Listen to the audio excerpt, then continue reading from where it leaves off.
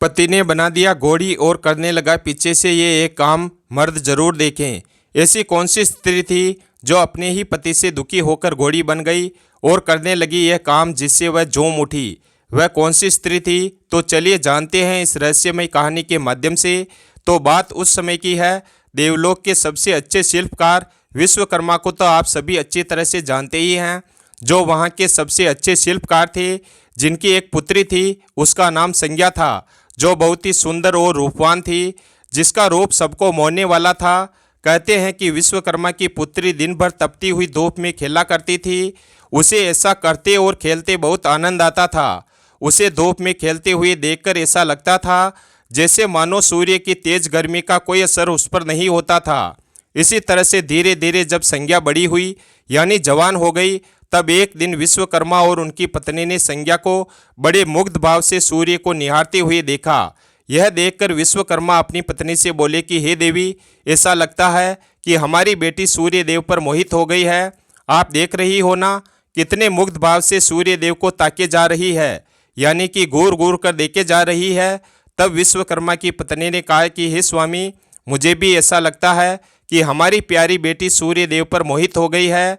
इसी तरह से सूर्य के सौंदर्य के प्रति संज्ञा का आकर्षण उसकी आयु के साथ साथ बढ़ता ही चला गया।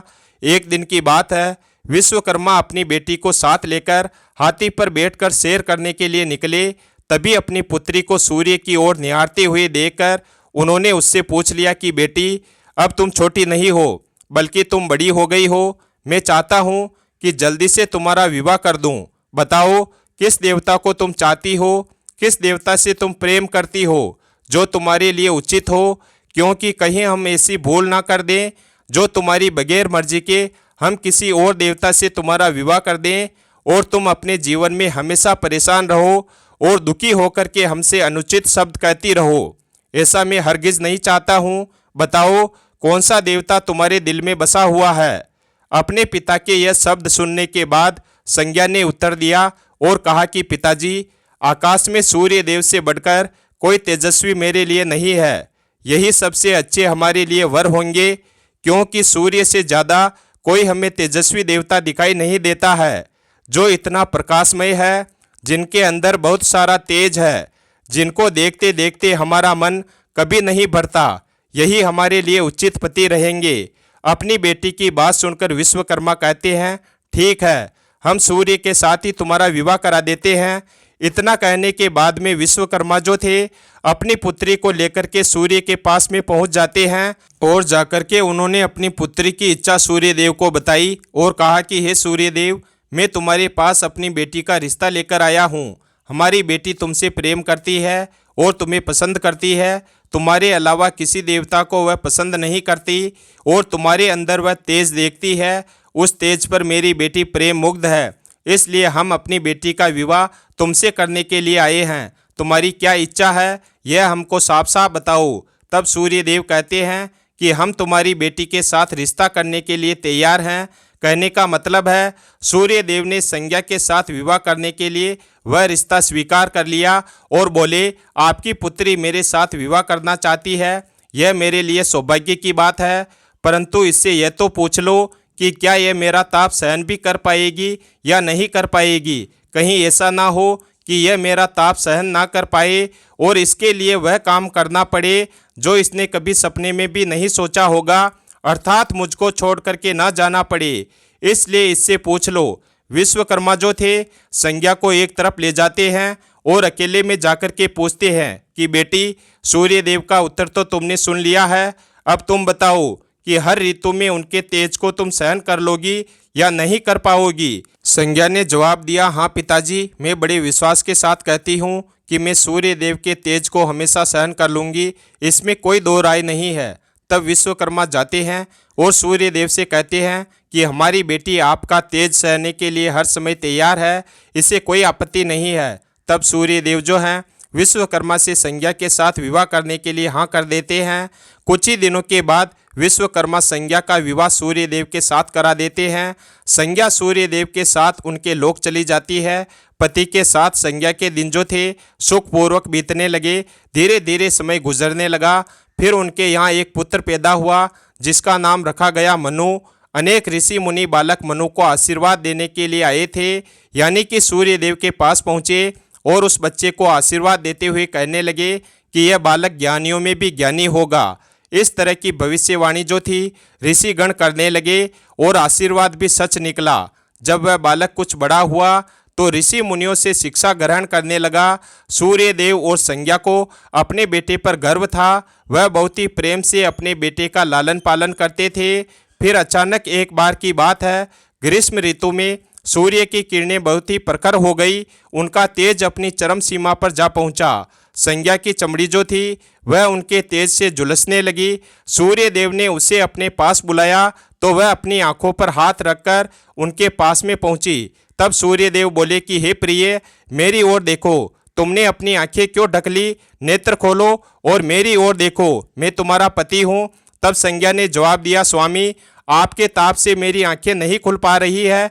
तब सूर्य देव कहने लगे, इसका अर्थ तो यह हुआ कि तुम मुझे अपने से दूर कर रही हो। विवाह के पूर्व मैंने तुमसे पूछा भी था कि क्या मेरा ताप तुम सहन कर पाओगी, तब तो तुमने हाँ कर दिया था। तुम्हारी सहमति पाकर ही मैंने तुम्हारे साथ विवाह करना स्वीकार किया था, लेकिन अब तुम अपने वचन से मुकर रही हो।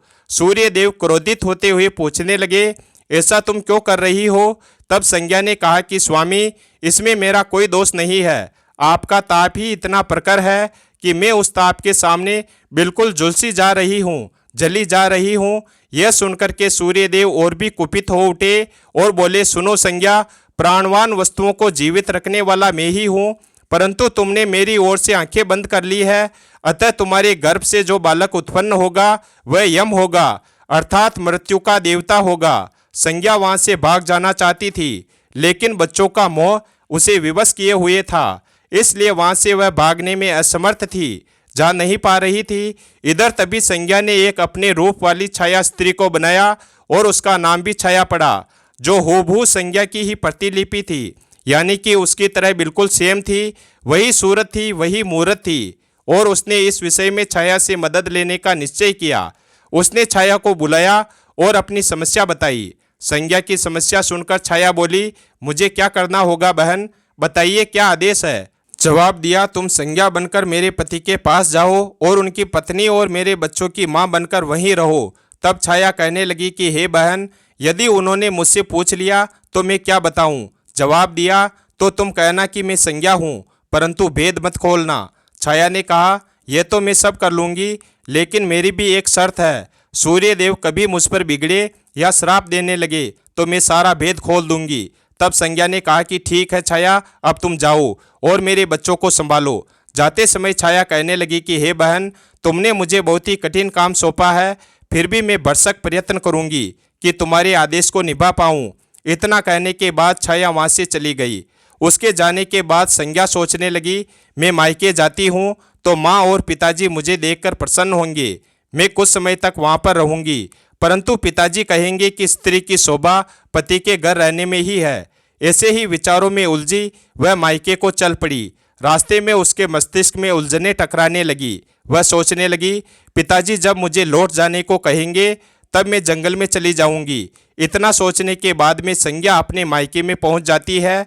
पिता ने उसका बड़ा आदर सत्कार किया और बोले, आओ बेटी, सब कुशल मंगल तो है? जवाब दिया, नहीं पिताजी, आपने ठीक ही कहा था। ग्रीष्म ऋतु में मैं सूर्य देव के ताप को सहन नहीं कर सकी, इसीलिए मैं यहाँ चली आई। तब पिता ने कहा, ठीक है, कोई बात नहीं है, तुम यहाँ आराम से रहो। संज्ञा कुछ दिनों तक वहाँ पर सुख शांति से रहती है। एक दिन पिता ने उससे कहा कि संज्ञा, तुम्हारे आने से मुझे बड़ा हर्ष हुआ है, परंतु विवाह हो जाने के बाद स्त्री को मायके में अधिक समय तक नहीं रहना चाहिए। अब तुम अपने पति के घर जाओ। और बात भी सच है कि स्त्री का असली घर तो ससुराल होता है, उसका मायका नहीं। और दुनिया का हर माँ बाप अपनी बेटी को अधिक समय तक अपने घर पर नहीं रख सकता, क्योंकि अनेक तरह के अपवाद माता पिता की ओर और बेटी की ओर उठने लगते हैं, जिसकी वजह से पिता को और बेटी को कहीं कहीं पर अपमानित भी होना पड़ता है। इसीलिए अधिक समय तक कोई भी माँ बाप अपनी बेटी को अपने घर पर नहीं रख सकता। यह सोचने के बाद में पिता ने कहा, संज्ञा, अब तुम जाओ, तुम्हारा जो घर है वह पति का घर ही है। फिर जब कभी भी तुम्हारी हमसे मिलने की इच्छा हो तो चली आना। तुम मुझे बहुत प्यारी हो, किंतु पति का घर ही स्त्री का घर होता है। संज्ञा ने मन ही मन में सोचा कि जो बात मैं सोच रही थी वही सामने आई, लेकिन कहा ठीक है पिताजी, मैं चली जाऊंगी। उसने मन में विचार किया कि मैं वहाँ नहीं जाऊंगी, सूर्य देव के पास नहीं जाऊंगी, मैं जंगल में जाकर छुप कर रह लूंगी, परंतु सूर्य देव के पास नहीं जाऊंगी। रात होते ही चुपचाप संज्ञा अपने पिता का घर छोड़कर जंगल में चली जाती है। वह सोचने लगी कि मैं सूर्य देव के सामने नहीं जा सकती, अतः मैं अब घोड़ी बन जाती हूँ और उस रूप में मुझे कोई पहचान नहीं पाएगा। वही हुआ, संज्ञा ने घोड़ी का रूप धारण किया और वहीं जंगल में तपस्या करने लगी, आराम से रहने लगी और सूर्य देव के ताप की शक्ति को कम करने के लिए कठोर तप करने लगी। उधर छाया ने सूर्य देव के यहाँ जाकर संज्ञा का स्थान ले लिया था। सूर्य देव ने उसे संज्ञा ही समझा। वे बोले, तुम लौट आई हो संज्ञा। छाया मधुर स्वर में कहने लगी कि मुझे क्षमा कर दो स्वामी, मैंने अपनी दुर्बलता को जीत लिया है। तब सूर्य देव ने कहा, संज्ञा, मैं तो कब का तुम्हें माफ़ कर चुका हूँ, अब तुम घर की जिम्मेदारी को संभालो और बच्चों का लालन पालन करो। छाया ने कक्ष में लेटे दोनों बच्चों पर निगाह डाली और घर की जिम्मेदारी संभाल ली। छाया इस घर में सुखी थी। वह प्राय सोचा करती, बेचारी संज्ञा को कितना अच्छा घर त्यागना पड़ा, क्या वह कभी यहाँ लौटेगी या नहीं। धीरे धीरे समय गुजरने के बाद छाया को एक पुत्र पैदा हुआ। पुत्र पैदा होने के बाद वह कुछ चिंतित रहने लगी और सोचने लगी कि मुझे यह नहीं भूलना चाहिए कि मैं संज्ञा की छाया ही हूँ। छाया ने एक पुत्र और पुत्री को जन्म दिया। अब छाया का व्यवहार बदलने लगा। वह अपने बच्चों से तो प्यार करती, लेकिन संज्ञा के बच्चों के साथ दुर्व्यवहार करने लगी। मनु ने तो उस माता के व्यवहार को नज़रअंदाज कर दिया, लेकिन यम को उसका व्यवहार खटखटा रहा था। माता छाया का यमुना बहन के साथ ऐसा व्यवहार करना उचित नहीं है। वह अपने बच्चों के साथ तो कितना अच्छा व्यवहार करती है और हम भाई बहन से नफरत करती है। यमराज के लिए बहुत बुरा लगा। एक दिन तो हद ही हो चुकी थी। छाया ने यमुना के बाल पकड़े और उसे डंडे से पीटते हुए बोली, कमबख्त, तुम मरते भी तो नहीं हो, मर जाओ तो मेरा पीछा छूट जाए। छाया कुछ देर तक यमुना को पीटती रही तो यम से रहा नहीं गया और उन्होंने जाकर के छाया का हाथ पकड़ लिया और गुस्से से बोले, बस माता, अब तुमने यमुना पर हाथ उठाया तो मुझसे बुरा कोई नहीं होगा। छाया कहने लगी, अच्छा, तेरी इतनी हिम्मत, मुझे धमकी देता है, ठहर, आज मैं तेरे पिता से इसकी शिकायत करूंगी। छाया क्रोध में भर गई। उसके बाद छाया ने तो इस डर से सूर्य देव से शिकायत नहीं की कि कहीं हमारा भेद उजागर ना हो जाए, लेकिन यम और यमुना ने तंग आकर अपने पिता से उसकी शिकायत अवश्य कर दी। यमराज ने जाकर कहा कि पिताजी, यह स्त्री हमारी माँ नहीं है। तब यमुना भी कहने लगी कि हाँ पिताजी, पुत्र माता से विमुख हो सकता है, परंतु माता की ममता कभी कम नहीं होती। अपने बच्चों के यह शब्द सुनने के बाद सूर्य देव कहते हैं कि बच्चों ठीक है, मैं सब देख लूँगा, तुम जाओ, डरो नहीं, सब ठीक हो जाएगा।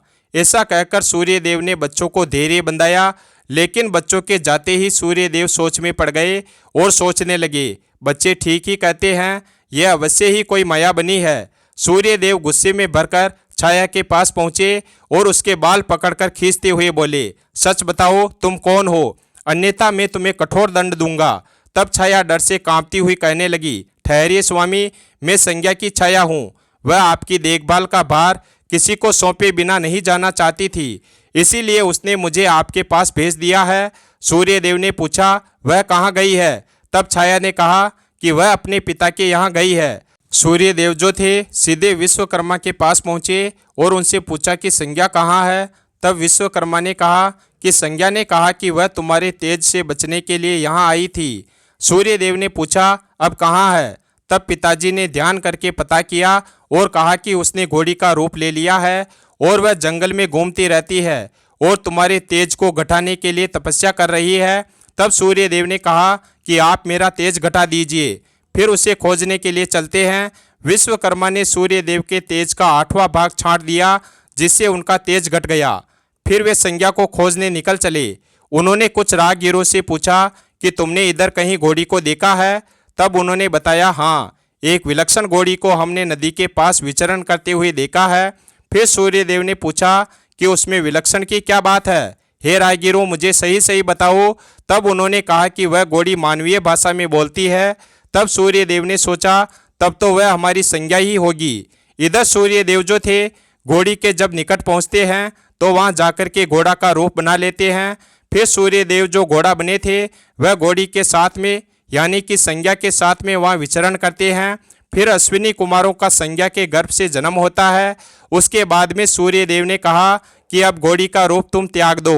तब घोड़ी बनी संज्ञा ने उत्तर दिया कि जब तक मेरी मनोकामना पूरी नहीं होगी तब तक मैं ये रूप नहीं त्यागूंगी। सूर्य देव कहते हैं कि तुम्हारी मनोकामना तो पूरी भी हो गई है। इधर विश्वकर्मा भी आ जाते हैं और कहते हैं कि सूर्य देव ठीक कहते हैं बेटी, मैंने उनके तेज का 8वां भाग छांट दिया है। पिता से आश्वासन पाकर संज्ञा ने अपना घोड़ी वाला रूप त्याग दिया और अपने स्वाभाविक रूप में आ गई। वह हर्ष और विभोर से अपने पिता से लिपट गई और फूट फूट कर रोने लगी। फिर उसने सूर्य देव के पैर छुए और पूछा, स्वामी हमारे बच्चे तो सकुशल है ना? जवाब दिया, हाँ दोनों बच्चे ठीक है। सूर्य देव ने मुस्कुराकर कहा कि मनु, यम और यमुना को फिर से अब माँ मिल जाएगी। संज्ञा ने कहा कि अब मैं कभी भी अपना घर त्याग कर नहीं जाऊंगी। आप छाया को क्षमा कर देना और अपने साथ ही रखना। दोनों का मिलन देखकर विश्वकर्मा ने भी अपना आशीर्वाद प्रदान किया और कहा कि जाओ सदा सुखी रहो। सूर्य देव और संज्ञा सूर्य लोक पहुँचे और छाया और बच्चों के साथ फिर आनंद पूर्वक रहने लगे। विश्वकर्मा की बेटी यानी सूर्य देव की पत्नी संज्ञा अपने पति से दुखी हुई। पति से दुखी कब हुई कि उनके ताप को जब सहन नहीं कर पाई तब इन्हें बहुत दुख हुआ। और दुख होने के बाद में यही संज्ञा जब अपने पिता के घर पहुंचती है तो कुछ दिनों तक अपने पिता के घर पर रहती है। उसके बाद में पिता के कहने के मुताबिक फिर यह ससुराल नहीं जाती है और जंगल में जाकर के घोड़ी बन जाती है यानी घोड़ी का रूप धारण कर लेती है और फिर जंगल में रहने लगती है। फिर पुनः सूर्य देव जब ढूंढने जाते हैं तो वह घोड़ा का रूप बनाते हैं और अपनी स्त्री जो संज्ञा घोड़ी बनी थी उसके साथ में विचरण करते हैं यानी शास्त्रीय क्रीड़ा करते हैं। और वहीं पर 2 बेटे और पैदा होते हैं जो अश्विनी कुमार थे। वीडियो अगर पसंद आया हो तो वीडियो को लाइक करें और हमारे चैनल शिव भक्त को सब्सक्राइब करें और अपने दोस्तों के साथ शेयर करें और कमेंट बॉक्स में जय सूर्य देव अवश्य लिखें। धन्यवाद और कमेंट करके बताएं वीडियो कैसा लगा।